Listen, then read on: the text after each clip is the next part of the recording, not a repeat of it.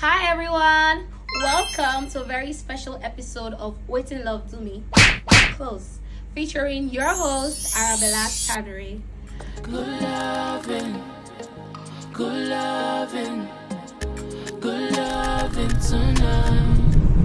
What inspired you to create Wetin Love Do Me? This is something that I've always wanted to share. It's actually two major things that inspired me.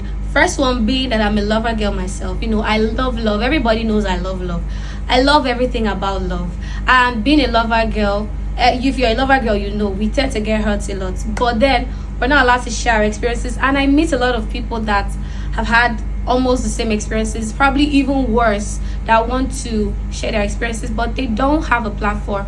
So this podcast is my way of giving those people who do not have a voice or a platform to share their experiences, that want to come on and do so, to teach the younger generation or probably someone who's also in that same situation how to handle it or how to tackle it and what to learn from it.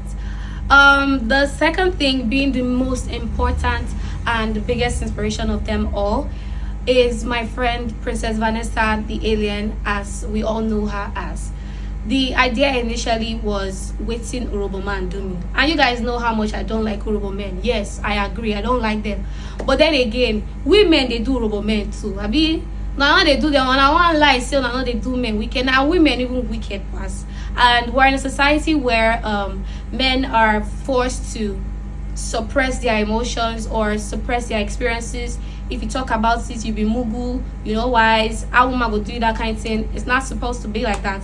So this is also my way of telling everybody, telling the whole internet, the community, the society, that men have had bad experiences too, and they should have a chance to share it so that other men who are in same situations or who are about to enter that situation should take a step back and learn from it. What's the biggest misconception about love that people have? I would say people feel like love has to be romantic, which it doesn't. Love has different types and many forms. One love that I actually tend to preach to people about is self-love, because you have to love yourself enough for you to love somebody else. And like I said, love has many forms. There's platonic love, mutual with your friends, or you want to say you don't love your friends.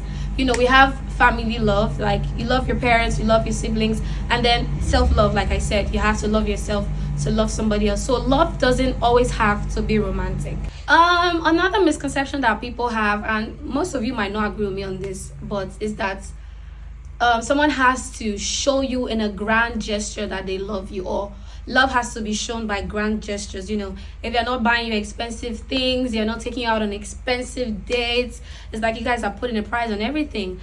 It doesn't have to be like that. The small gestures, checking up on you, those kind behaviors and manners, those are the things that actually matter. Like they say, the little things matter.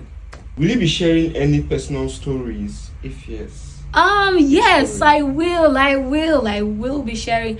Which story? If I tell now Wetin Love Don't Do Me, when be the host, so when sit down for a year, when I go find Shane, take Shane me, warn me, say Arabella, no try and love again.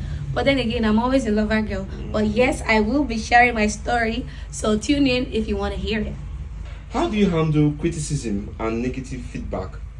Okay, being a social media influencer myself, I expect criticism already, because the internet is a really large place filled with different peoples of different ethnicity, and everybody has their own perspective of things, including your personal life. So how I handle criticism is, sometimes I ignore. 9 times out of 10, I ignore it, because ignorance has always been the best answer. But the one time that I do respond, I don't respond in a condescending manner. That is, I not be say I dey respond the way I be say go bless me and the person they quarrel, or I go match the person energy. No, normal damage control response now they do. Simple. So 90% of the time, ignore. That 10%, just respond to do damage control. What's the one thing you hope people watching should take away from this podcast? It's a lot of things actually, but since you said one, I'll just state one.